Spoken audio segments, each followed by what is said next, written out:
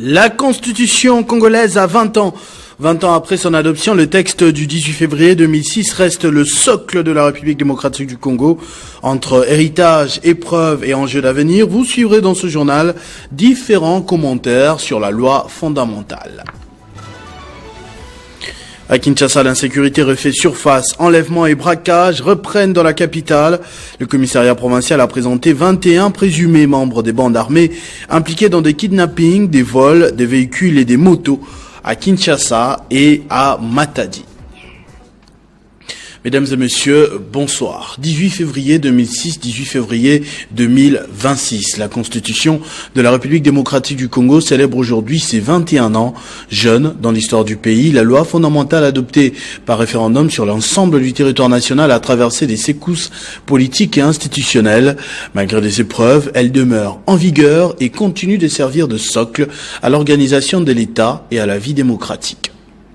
18 février 2026 marque le 20e anniversaire de la promulgation de la Constitution de la République démocratique du Congo, adoptée par référendum en décembre 2005, puis promulguée le 18 février 2006. Cette loi fondamentale a scellé la fin de la transition politique issue des accords de paix et posé des bases d'un nouvel ordre institutionnel. 20 ans plus tard, que retenir de ces textes fondateurs qui encadrent la vie politique, institutionnelle et sociale du pays? La Constitution de 2006 est née dans un contexte post-conflit, marqué par la volonté de restaurer l'unité nationale et de reconstruire l'État. Elle visait à instaurer un régime démocratique fondé sur le pluralisme politique, la séparation du pouvoir et le respect des droits humains. Elle a ainsi posé les fondements d'un état de droit, affirmant que la souveraineté appartient au peuple et que nul n'est au-dessus de la loi. Cette constitution institue un régime semi-présidentiel caractérisé par un président de la République élu au suffrage universel direct, un gouvernement responsable devant le Parlement, un Parlement bicaméral composé de l'Assemblée nationale et du Sénat, un pouvoir judiciaire indépendant. Elle consacre également la décentralisation avec des provinces dotées d'une autonomie administrative et financière, renforçant ainsi la gouvernance locale. En 2 décennies, la Constitution a permis l'organisation régulière d'élections générales, la première alternance pacifique au sommet de l'État en 2019, l'élargissement de l'espace démocratique et médiatique, l'affirmation progressive d'une culture constitutionnelle au sein des institutions. Ces avancées témoignent d'une évolution notable du système politique congolais malgré les tensions et les crises traversées. Cependant, l'effectivité de la Constitution reste confrontée à plusieurs défis. L'insécurité persistante dans certaines régions du pays, les controverses électorales, les débats récurrents autour d'éventuelles révisions constitutionnelles, l'application incomplète de certains droits et principes garantis par le texte. Ces réalités rappellent que la solidité d'une Constitution dépend non seulement de sa qualité rédactionnelle, mais surtout de la volonté politique et du respect des institutions. Au-delà des institutions, la Constitution est un pacte national qui engage aussi les citoyens. À l'heure de son 20e anniversaire, la Constitution congolaise demeure le socle de la démocratie et de l'unité nationale. Elle représente à la fois un acquis précieux et un chantier permanent. Le 18 février 2026 n'est donc pas seulement une date commémorative, c'est une invitation à renforcer l'état de droit, à consolider les institutions et à bâtir un avenir fondé sur la justice, la paix et la responsabilité. 20 ans après, la Constitution reste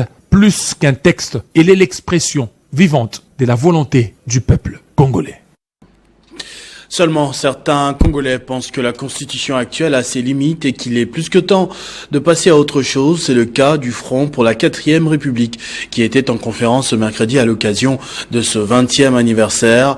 Un moment d'évaluation et de proposition des réformes pour améliorer la gouvernance et susciter les développements du pays.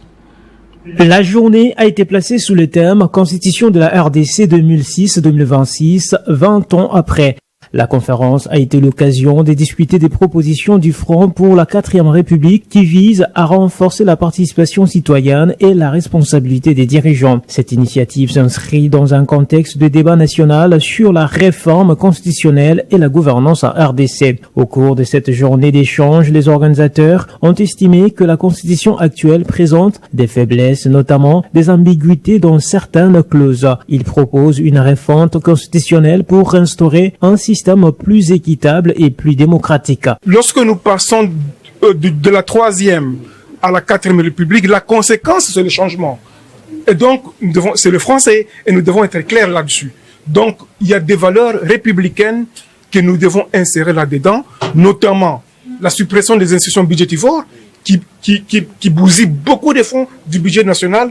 Donc, que nous devons, nous Congolais, réfléchir pour que ces fonds-là soient focalisés, soient orientés aux projets d'investissement qui peuvent développer la République démocratique du Congo. La conférence a également permis de souligner l'importance de la participation de tous les acteurs de la société civile, des partis politiques et des institutions pour réussir cette réforme. Les organisateurs ont lancé un appel à la mobilisation pour que les Congolais se saisissent de cette opportunité pour construire un avenir meilleur pour leur pays. Le mécanisme sera que le Front va devoir réécrire cette constitution ensemble avec la population, qui sera portée par un député national à travers un référendum. Donc nous allons devoir sillonner à travers la République pour que nous puissions non seulement sensibiliser, vulgariser, mais rendre des messagers. Parce que ce qui est fait pour le peuple, sans le peuple, est fait contre lui. Notons que le Front pour la 4e République vise à mobiliser les Congolais pour qu'ils prennent part à la refondation de leur pays.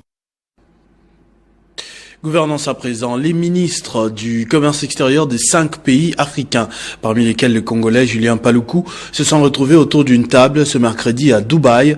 Objet des discussions, la promotion du commerce intra-africain. Ensemble, ils ont réfléchi sur la mise en place d'un modèle de financement de modernisation des frontières.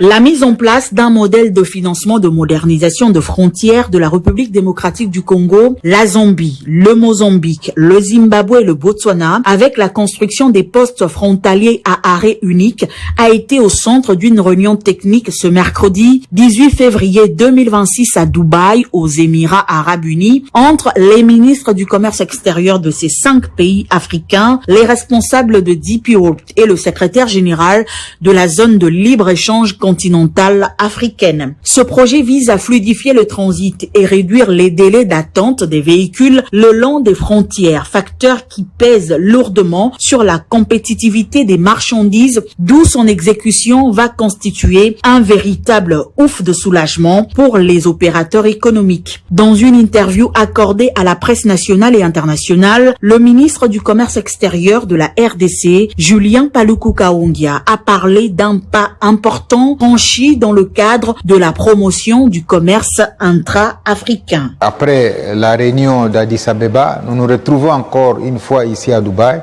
avec DPO. On a échangé sur le modèle de financement.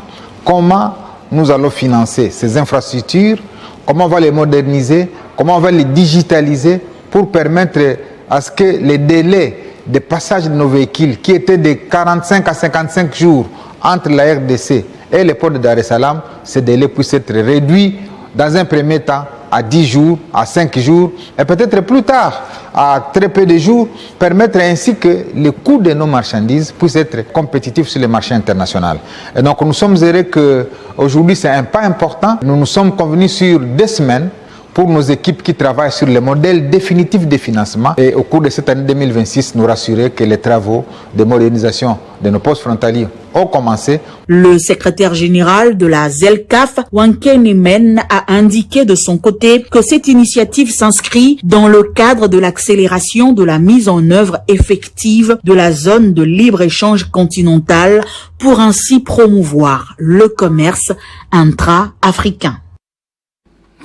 Vous avez sûrement entendu parler de cette dénonciation et on conduit à un débat sur les réseaux sociaux. Le Rwanda tenterait d'imposer illégalement ses services de télécommunications par la société MTN en exploitant frauduleusement les fréquences congolaises dans les zones occupées dans l'est du pays. À la base de cette alerte, le ministre des Postes et Télécommunications, José Mpanda, a présenté ce mercredi les inquiétudes du gouvernement au chargé d'affaires de la République sud-africaine faisant office d'ambassadeur du pays origine de la société MTN. Également présent lors de cette entrevue, le président de l'ARPTC, Christian Katende. MTN est une firme privée des droits sud-africains dont une succursale installée au Rwanda, mais qui fournit illégalement des services de télécommunications dans les Nord Kivu. C'est pour son appartenance sud-africaine que ce dossier inquiétant a été porté à la connaissance du chargé d'affaires d'Afrique du Sud. C'est inacceptable, comme l'a indiqué le président de l'ARPTC. MTN est un opérateur privé. Il s'agit de respect d'une réglementation en matière de télécommunications. Et pour cela, c'est une entreprise qui doit respecter la réglementation congolaise et ne pas entrer dans un conflit politique. C'est une stigmatisation que nous avons faite auprès du chargé d'affaires, pour lequel nous attendons de sa part un retour vers nous par les renseignements que celui-ci prendra au niveau de l'Afrique du Sud via le gouvernement sud-africain. Et ensuite, nous verrons des dispositions qui pourraient être aménagées entre les deux pays pour que cette activité cesse. Nous sommes dans un processus qui va nous amener jusqu'aux instances internationales. MTN doit s'expliquer devant les gouvernements sud-africains, a promis les chargés d'affaires Matiwane. On veut toujours améliorer les relations bilatérales entre le RDC et l'Afrique du Sud. S'il y a quelque chose qui veut interrompre cette bilatérale relation, c'est pas tout à fait bien. Donc on voulait toujours avoir des choses claires entre les deux pays. Et nous, on va retourner et parler avec notre capitale par rapport à ce qui se passe avec cette entreprise. Nous n'allons pas nous laisser faire, nous irons jusqu'au bout avec cette affaire, a déclaré Maître José Mpanda Kabangu à son hôte avant de se séparer.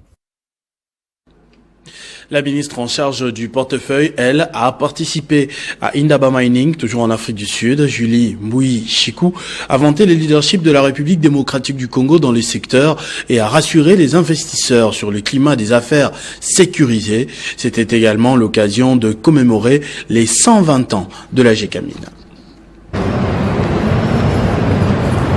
À Cape Town, son Excellence Madame Julie Chikou a apporté sa vision à l'édition 2026 du Mining Indaba, rendez-vous majeur réunissant décideurs publics et investisseurs du secteur minier mondial. Mesdames et messieurs, en ma qualité de ministre du portefeuille, je représente l'État actionnaire, garant de la gouvernance, la structuration de ces chaînes de valeur et la construction partenariat. Le rôle du ministère du portefeuille est d'accompagner les entreprises de l'État, d'améliorer leur gouvernance, de renforcer leur crédibilité et de veiller à l'exécution effective des partenariats stratégiques. Nous faisons évoluer l'État d'un rôle de gestionnaire vers celui d'un actionnaire stratégique, exigeant, transparent et orienté vers la création de valeurs durables. Notre action repose sur une conviction forte. Les mines, l'énergie et le transport sont indissociables. Il n'y a pas de développement minier sans énergie fiable. Il n'y a pas de transformation industrielle sans logistique performante. Il n'y a pas de souveraineté économique sans maîtrise des chaînes d'exportation. La participation congolaise a été marquée par des échanges de haut niveau avec plusieurs homologues internationaux, notamment avec Theo Franken, ministre de la Défense du Royaume de Belgique, et Bogolo Joy Kenewondo, ministre des Mines et de l'Énergie du Botswana. Ces échanges ont permis d'identifier des synergies concrètes et de renforcer des coopérations transversales. Enfin, des accords de commercialisation ont été conclus entre la Gécamine et son partenaire industriel. Ils portent sur la quote-part de production revenant à la Gécamine et à l'État au sein de la Joint Venture KCC. Ces accords consacrent l'exercice effectif de droits de commercialisation et traduisent la volonté de renforcer la maîtrise stratégique de droits de vente. À Mining Indaba 2026, la République démocratique du Congo affirme ainsi une trajectoire lisible, des entreprises publiques en transformation, un État partenaire pleinement engagé et des partenariats appelés à se diversifier et se renforcer.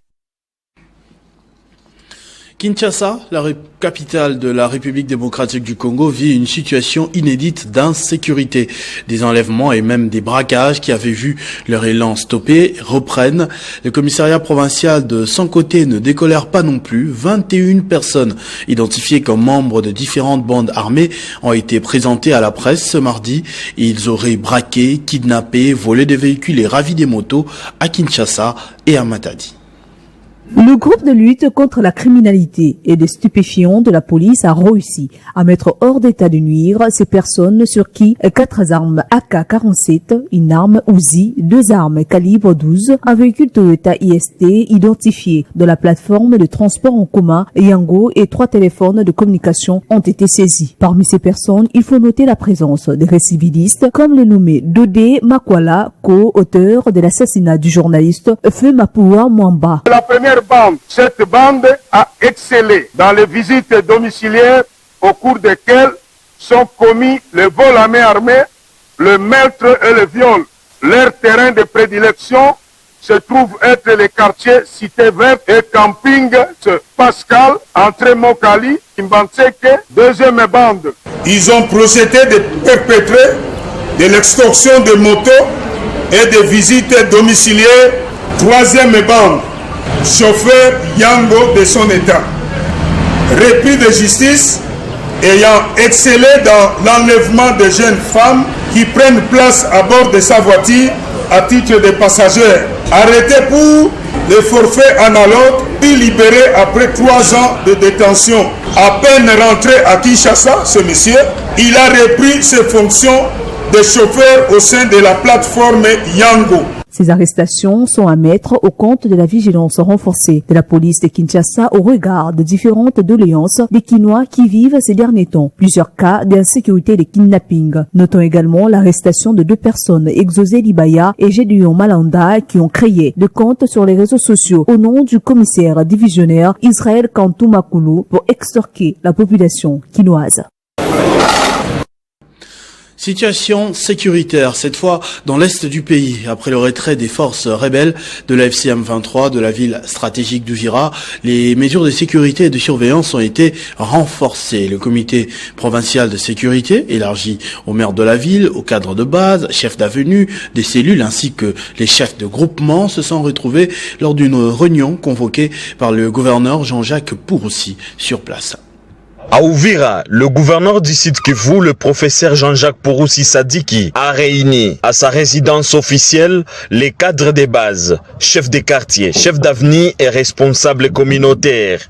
L'objectif était de renforcer la sécurité après le départ des rebelles de l'AFC M23 RDF. Au cœur des échanges, la consolidation de la structure communautaire dite Nyumbakumi, 10 maisons, destinées à accroître la vigilance citoyenne, à protéger les ménages et à prévenir toute infiltration. Le gouverneur a insisté sur la cohésion sociale, le vivre ensemble et la responsabilité collective conformément à la vision du président de la République, Félix-Antoine Tshisekedi Tshilombo. Il a rassuré la population de l'accompagnement permanent du gouvernorat pour instaurer une paix durable.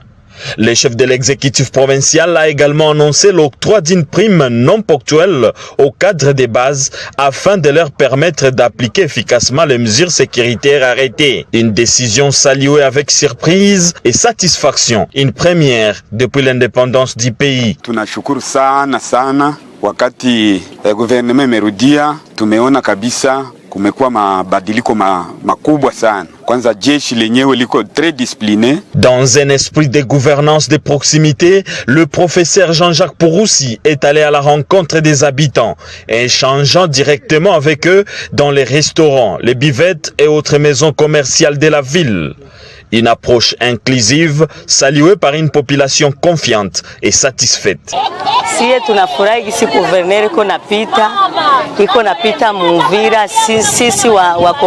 Le gouverneur s'est ensuite rendu au port public de Kalundu pour constater l'effectivité des activités. Il a rappelé avoir demandé aux usagers de reprendre normalement leur occupation après les retraits forcés de l'AFCM 23 de la ville d'Uvira. Je vois d'abord ces dizaines de bateaux et ces dizaines de citoyens congolais d'Uvira et d'ailleurs qui ont repris le travail.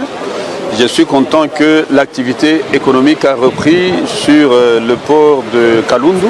Enfin, le gouverneur a effectué une visite de routine à la mairie d'Uvira, poursuivant son engagement de proximité et de suivi des institutions locales. Au nom du gouverneur ad interim de la province du Haut-Lomami, empêché, le ministre provincial de l'Éducation, Ngoy Lolo Raphaël, a présidé dans la grande salle du lycée Maïdio de Kamina, en présence du président de l'Assemblée provinciale, la prestation de serment de 15 médecins.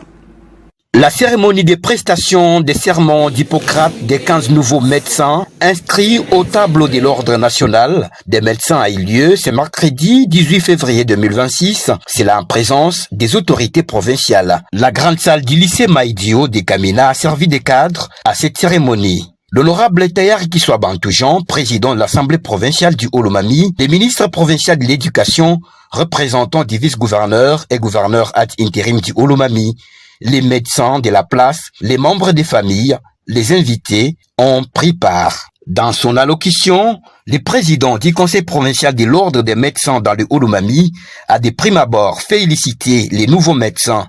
Selon lui, leur prestation de serment constitue un moment fort dans la vie professionnelle. Ils doivent respecter la vie humaine, transmettre les savoirs et considérer la vie des patients comme sacrée. Le président national de l'ordre des médecins a félicité les autorités provinciales pour l'acceptation de la tenue de cette cérémonie. Il a aussi félicité les comités de gestion de l'université de Kamina que dirige le professeur ordinaire Fine Yumba Moussoya Banza pour avoir organisé la faculté de médecine, en suggérant à ces comités de gestion de fournir les efforts afin d'organiser une école doctorale pour avoir des médecins spécialistes. Le ministre provincial de l'Éducation, l'honorable Ngoy Lolo Raphaël, a placé un mot au nom du gouverneur de la province ad interim, l'honorable professeur Mouinzi Wakadilo Mrozen, tout en félicitant les nouveaux médecins. Tout honneur, dit-on. J'ai rend un vibrant hommage à son Excellence, Monsieur le Président de la République et chef de l'OTA, Félix Tshisekedi Tshilombo, pour les efforts fournis. Notre gouvernement s'engage à poursuivre ces efforts pour que votre talent puisse s'exercer dans un cadre digne de votre dévouement. Pour rappel, ces 15 nouveaux médecins sont les fruits de l'université de Kamina, représentés dans cette cérémonie par son secrétaire général académique, le professeur ordinaire Alphonse Nkulu Kimbalama. En parlant de Haut-Lomami, l'Assemblée provinciale appelle la Cour de cassation à se saisir du dossier qui pèse sur l'ancien gouverneur Banzamouloumé Marmon, son ministre des Infrastructures et le directeur provincial du Trésor. Ils sont tous trois accusés d'avoir détourné près de 2 millions de dollars et plus d'1 milliard de francs congolais.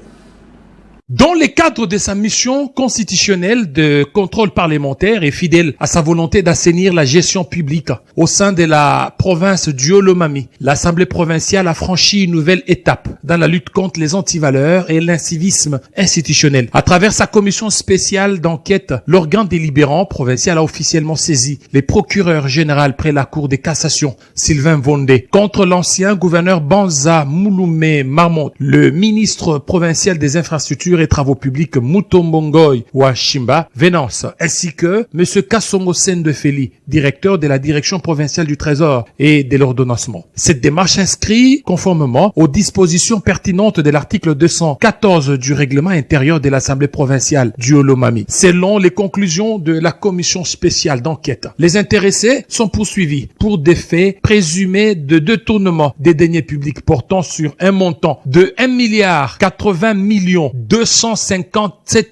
francs congolais et 132 000 dollars retirés sans pièces justificatives régulières. Plus de 1,8 milliard de dollars américains correspondant à des fonds perçus illégalement au pont bascule. Ces montants jugés colossaux auraient été soustraits en règle d'orthodoxie financière et des procédures de gestion des finances publiques. Par cette action, l'Assemblée provinciale affirme sa détermination à restaurer la discipline budgétaire, rétablir la transparence dans la gestion des ressources publiques, lutter contre la corruption et l'impunité, renforcer la crédibilité des institutions provinciales. Cette saisine marque un tournant dans l'exercice du contrôle parlementaire au niveau provincial et traduit une volonté claire de faire prévaloir la justice et la redevabilité dans la gestion publique. L'affaire est désormais entre les mains du procureur général près la Cour de cassation, appelé à instruire le dossier conformément aux lois de la République. En attendant les conclusions judiciaires, cette démarche envoie un signal fort quant à l'exigence de bonne gouvernance et des respect des finances publiques dans la province du Olomami. La lutte contre l'impunité reste un pilier essentiel de la consolidation de l'état de droit en République démocratique du Congo. Comment travaillent les unités administratives des divisions urbaines de l'aménagement du territoire à Kinshasa? Le secrétaire général Dieudonné Menzungolo s'est rendu lui-même au grand espace TP de Funa à Limete pour constater et identifier les différents besoins. Les détails dans ce reportage. À son arrivée, le secrétaire général à l'aménagement du territoire, Dieudonné Menzungolo, a été accueilli avec les honneurs de la police nationale et a visité les bureaux. Il a insisté sur la nécessité pour chaque division de s'organiser pour s'installer dans sa juridiction respective afin de favoriser la proximité administrative avec les administrés. Les échanges avec les agents ont permis de discuter des avancées enregistrées, notamment la signature d'un contrat avec le centre hospitalier Nganda pour des soins gratuits, la mise à disposition d'un bus pour faciliter la mobilité des agents et l'annonce d'une enveloppe pour le paiement progressif des primes des agents. Dieudonné Menzungolo a insisté sur la nécessité d'une discipline rigoureuse dans la gestion administrative, rappelant aux chefs des divisions le respect strict des instructions hiérarchiques, l'éthique professionnelle et la bonne conduite. Il a promis des lendemains meilleurs pour les agents et dépendants de son secteur. Cette visite a également permis de renforcer la communication entre les agents et la hiérarchie et de trouver des solutions concrètes aux problèmes rencontrés par les divisions urbaines. Les agents ont exprimé leur satisfaction de voir leur travail reconnu et ont promis de redoubler d'efforts pour améliorer les services rendus à la population. Enfin, le secrétaire général a annoncé la poursuite de cette itinérance dans les autres provinces du pays afin de s'assurer que les mêmes objectifs de proximité et de transparence soient atteints. Il a invité les agents à rester mobilisés et à continuer à travailler pour le développement du pays. Le Fonds national d'entretien routier vise l'excellence. Déterminé à améliorer les performances de ses agents et cadres, cette entreprise publique a initié une série importante de formations en faveur des directeurs et chefs de service venus de toutes les antennes du pays. Le FONER a fait confiance à un cabinet renommé international, vœu de son directeur général, Pierre Bundoki Ndongala. Animé par l'expert international Karim Laben du cabinet Relais Consult Group, cette session de formation centrée sur l'amélioration des performances des agents et cadres du Fonds national d'entretien routier et sur la qualité de leurs procédures conformément à la norme de l'Organisation internationale de normalisation ISO 9001 s'inscrit dans la vision managériale impulsée par le directeur général Pierre Bundoki Ndongala, organisée ici à l'hôtel Hilton de Kinshasa. Cette formation s'est déroulée en 2 sessions distinctes afin de garantir une meilleure efficacité pédagogique auprès des agents. Ce système a l'avantage d'être un dispositif regroupant les directives, les politiques, et les objectifs qualité à mettre en œuvre pour maîtriser et améliorer le processus du FONER dans une logique d'efficacité opérationnelle et de performance continue des résultats.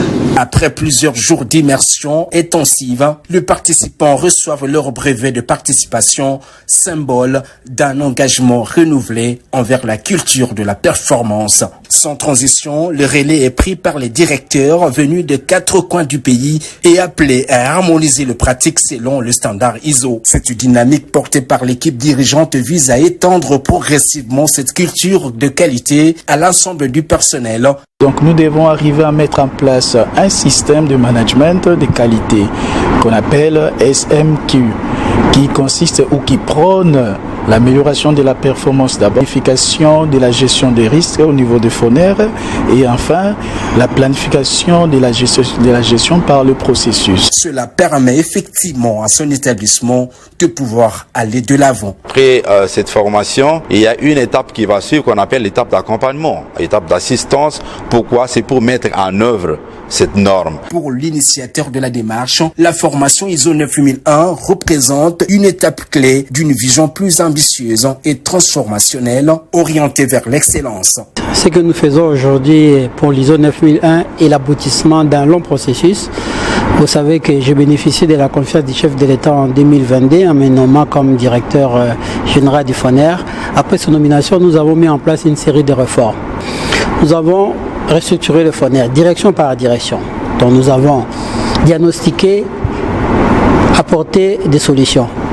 Nous faisons cette formation ISO. Dans les jours à venir, vous allez voir une formation des OPG du FONER. Dans cette dynamique, l'établissement prévoit désormais d'engager le processus menant à la certification ISO 9001 afin de consolider sa crédibilité nationale et internationale, une étape essentielle vers son ambition de devenir un fonds d'entretien routier de 3e génération. L'emblématique homme de médias ivoirien, Consti Eka, surnommé le roi de la télévision, est mort à Abidjan de suite d'un malaise suscitant une vive émotion dans les milieux de la communication et du divertissement en Côte d'Ivoire et dans tout le continent. Président directeur général du groupe SECAM, fondateur de la chaîne CEN TV et de la radio Voltage 2, Consti Eka a consacré plus de 3 décennies à structurer et dynamiser le paysage médiatique national. Entrepreneur audacieux, il s'était donné pour mission de créer des plateformes capables de valoriser les talents africains et d'ouvrir des nouveaux espaces d'expression. Certaines figures marquent une époque et d'autres marquent des générations. Consti Eka s'en est construit les deux durant sa carrière. L'Afrique perd une figure de l'audiovisuel bien connue sur le continent et ailleurs. Journaliste, animateur et producteur, surnommé le roi de la télé, Consti Eka a marqué plusieurs générations par son charisme, son professionnalisme et son influence dans le paysage audiovisuel africain, notamment au Cameroun, sa terre natale, où il a fait rêver plusieurs générations de téléspectateurs à travers des émissions qu'il créait et animait sur des personnalités et les artistes, avant de s'envoler pour la Côte d'Ivoire pour continuer son œuvre et mettre plus tard sur pied le groupe des médias Ken Télévision, dont il était jusqu'alors le président directeur général, ainsi que la radio Voltage 2. Emporté par un malaise, sa disparition suscite des vives émotions, d'où de nombreux confrères, personnalités et artistes lui rendent hommage, saluant son parcours et son apport dans le métier. Ami des stars, notamment en République démocratique du Congo, avec des artistes tels que Koffi Olomide, qu'il évoque même dans sa vidéo témoignage pour les 40 années de leur amitié. Mon frère, Koffi Olomide, 40 ans d'amitié, de fraternité. Vous savez, quand lui-même disait, quand on a fait Bercy, c'était le premier noir à l'affiche, sans première partie. On a d'abord fait le Zénith. Avant le Zénith, on a fait l'Olympia, plein. L'artiste congolais Koffi Olomide a pour sa part dans ses publications sur ses réseaux sociaux honoré la mémoire de celui qui était le maître des cérémonies dans plusieurs de ses prestations scéniques en Europe, notamment son premier concert dans la salle Bercy.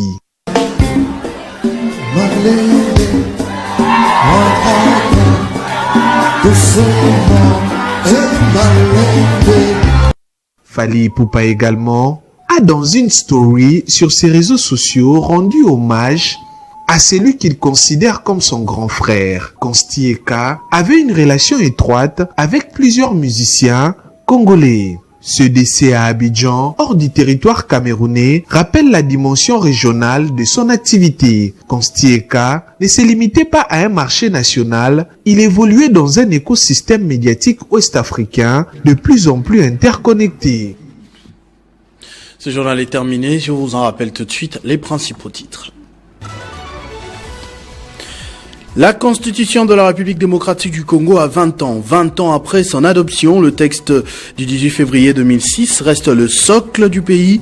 Entre héritage, épreuves et enjeux d'avenir, vous avez suivi dans ce journal différents commentaires sur la loi fondamentale. À Kinshasa, l'insécurité refait surface. Enlèvements et braquages reprennent dans la capitale. Le commissariat provincial a présenté 21 présumés membres des bandes armées impliqués dans des kidnappings, des vols de véhicules, des motos à Kinshasa et à Matadi. À tous et à toutes, merci de votre attention soutenue. Restez fidèles au programme de votre chaîne Télé 50. Vivez heureux, vivez 100 ans, mesdames et messieurs.